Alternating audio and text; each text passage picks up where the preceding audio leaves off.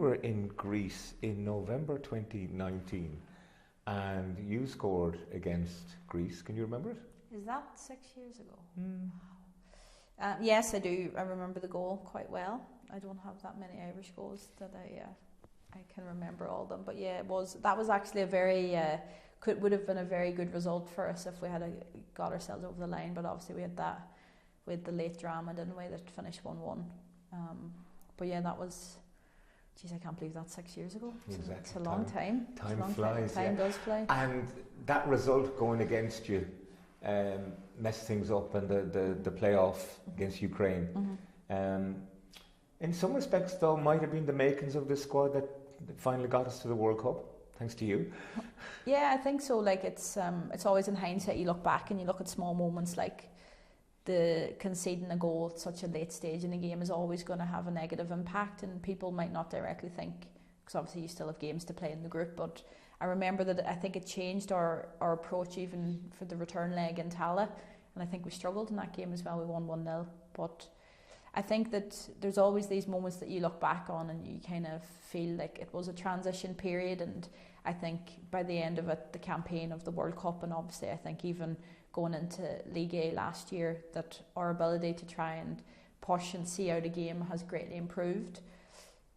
Obviously you have to be in the game at the latter stages to have that, opportunity, but I think it's definitely something that's we've cemented, because you can't be giving away goals, especially giving away 3 points in important moments is a big thing, and especially with the competition you have around you as well, you keep your results very precious, I think. But I'll bring you on then to our last game, and thrown away 3 points away from home against an opponent who we were ranked higher than.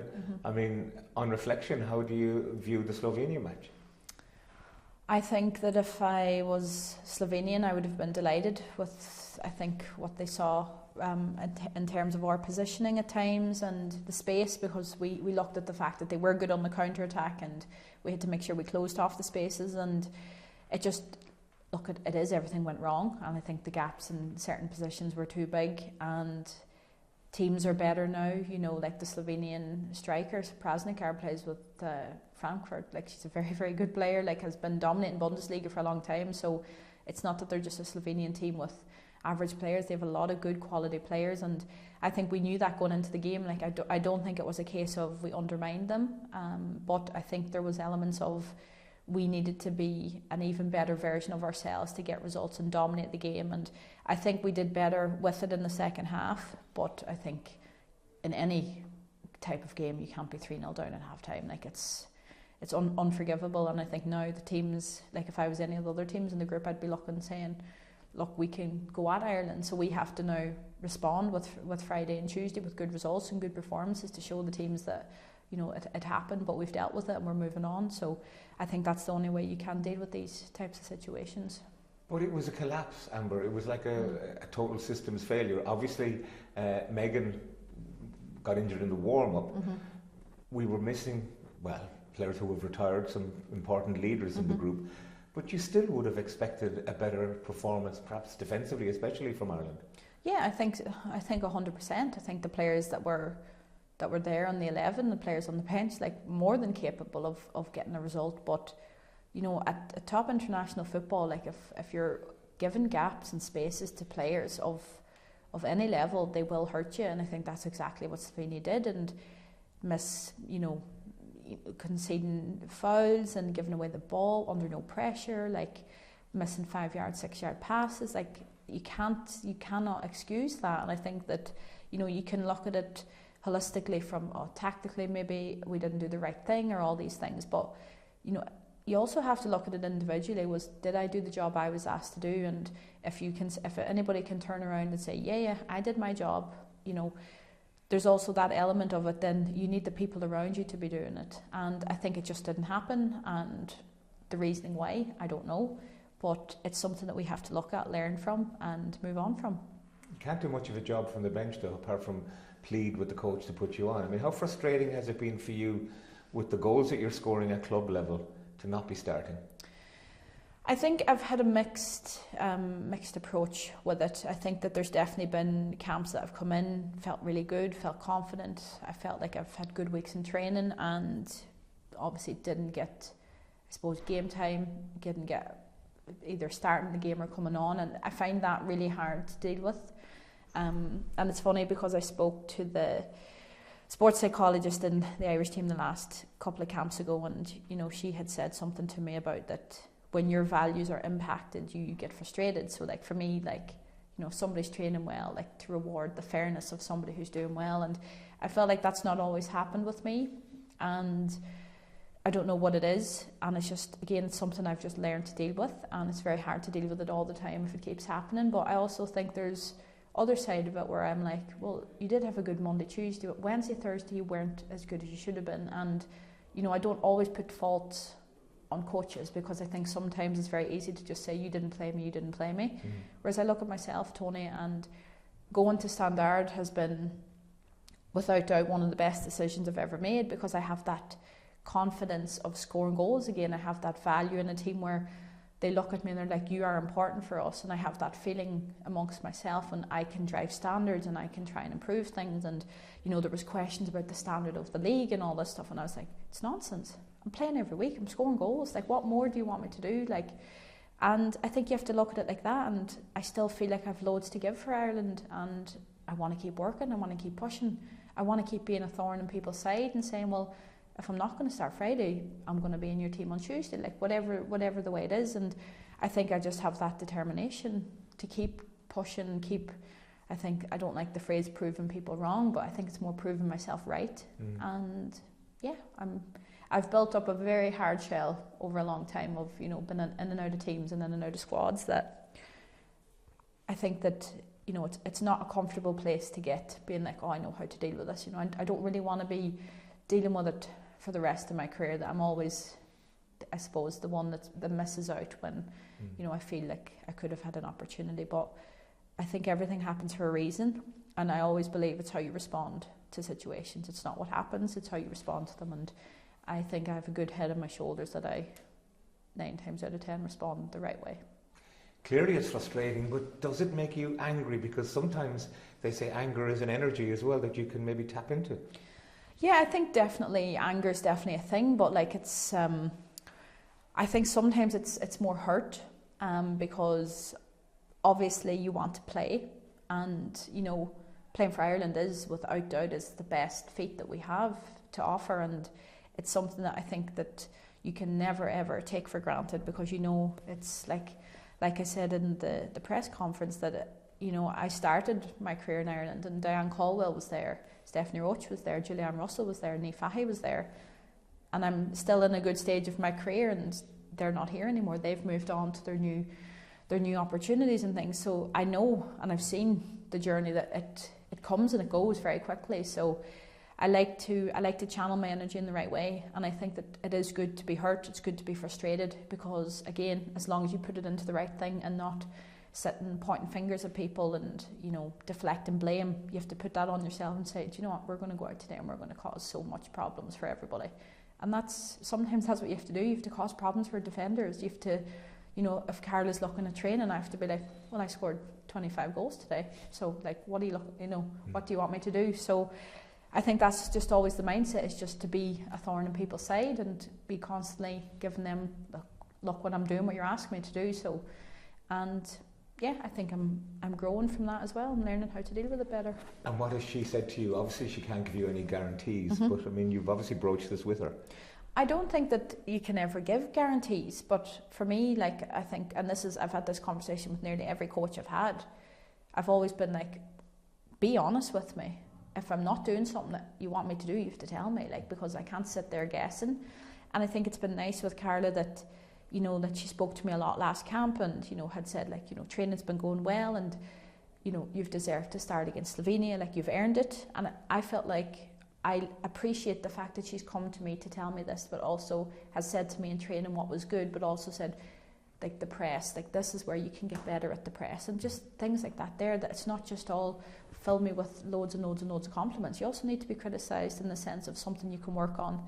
And I think it has been very refreshing so far. And again, there's no guarantees for Friday or Tuesday, but the guarantee I have to myself is that I'm going to do as much during the week to ask as many questions, to cause problems for you when you're selecting the team. And after that, that's all I can do. I think the last goals you scored were the 2 against Zambia. Again, I think at a time when you probably had something to prove ahead of the World Cup. A couple of goals this week would be good.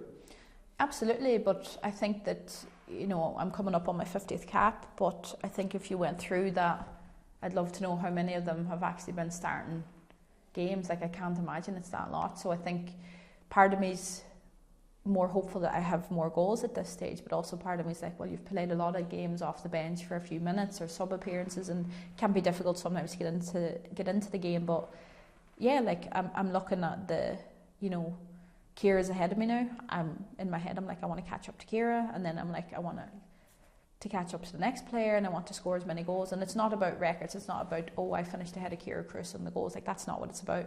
But I still feel like I have a lot more goals to give and a lot more goals to score in club and international, and I want to do it. And if I'm not doing something, that's at the end of the day, it's my job is to score goals. So if I'm not doing it, then again, questions can be asked on me. So that's what I'm aiming, and this week would be brilliant to get a few goals. Absolutely. There's a different rhythm though, isn't there, as a striker, starting a game and how you get yourself into a game and how you check how the defenders are going to play against you, then coming on with 20 minutes to go. Yeah, it is, and I think it's mentally a thing that you have to work on as well, because you have aspects of, did you feel hard done by not playing? Are you coming in with, as you said, the anger, the hurt, the rage that has? Are you coming in feeling a bit like, oh, I can't believe I'm playing? Like, is there that element of it as well?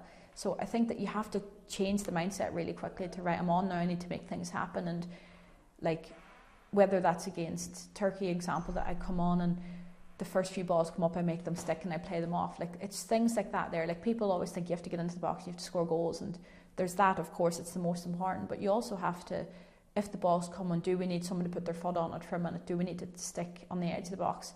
Then you also have that role of it. And as you said, reading the game, that when you're coming into it, you can see, yeah, okay, this defender, she's physical, so maybe I need to get away from her. This one's not as quick, or I need to, you kind of go at her. So all these little things. And yeah, absolutely, I think, but it comes from the mindset switch of, right, I'm on there, I need to make stuff happen. And it might be difficult in 10 minutes because you might not touch the ball, but you can impact the game in another way. Maybe you make a run that opens up a line of space to someone else, then you have to do it as well. You will win your 50th cap over the next week, and that's a significant milestone. I mean, do you give yourself the credit for being involved as a senior Irish international for such a long time? I think that, firstly, if it comes this week, I'd be absolutely delighted, of course. And I think what I give myself the credit for is I believe that I've dealt with a lot of stuff over the years, on-field stuff, off-field stuff, that, I've really, at times I'm like, my mum says, she goes, I don't know how you do it, because like when I tell her and we speak about things, and my dad's like, geez, that can't be happening. I was like, but it does. I was like, this is the way it is. And it can be quite difficult because it's all the time, and you're in a high environment with the international, you go to club, and it's the same stuff. You have to be the one who's leading, you have to be the one who's scoring goals, you have to do all these things. But I think that I've mentally tested myself so much over the years, but I can say that I think mentally, I'm one of the strongest people that I know, because I've seen it, and I've dealt with people who've struggle with different situations, and everybody deals with things differently, and I understand that. But I think coming from where I've came from, 21 was still playing county football for Donegal, had gone and went from training 2-3 times a week with Peamount to going to playing 7-8 times a week with Cologne. And that transition of you're playing a game, then you're out of the game, you weren't in the first couple of squads, you did all these things. Like, I think where I've ended up has been brilliant, and I think that I've put myself in that position because of my work ethic, my mindset, my willingness to just keep wanting to improve. And I can, my dad always says you're never too old to get a pat on the back, and I think sometimes you have to give it to yourself, because you could be a long time looking for someone else to do it for you. And I don't think that's a bad thing either, to say that, if I get it, well done, Amber. But then after 50th, it's, I want to get to 60, then it's, I want to get to 70, and it's an endless list then. But I just want to give as much for my country as I physically can. And you know, whether that continues for another year, another 10 years, I don't know, but we keep going, we keep pushing. Well, I'm sure there's many, many more goals to come in you, but you'll always be remembered for one, the goal that got us to the World Cup final. I mean, does it sit with you every day even still? I think different elements of it does. You know, it's funny because I always say to people, like, I don't want to just be remembered for that moment, but I'm so proud of the fact that I am, like, that is linked to me. And, you know, I think that I say this to you, like I said it to you after, like, I've still have no idea how I played. You know, for me, it was always going to be Ciara. If there was going to be a change up front, Ciara would have come on. And being Ciara, we were only talking about this yesterday, and just sometimes there's just something in the air or whatever it is, and it happens. And it was so good. I never get tired of looking at it. You know, I still have the picture on my phone, the screensaver still of me and Claire after ham dinner, the team won after the goal was scored. There's just so many elements of it, and you know, it's great because I get to hear people's perspectives of it, and I think that's when I meet people who are like, oh, I was in Hampden or I watched the game.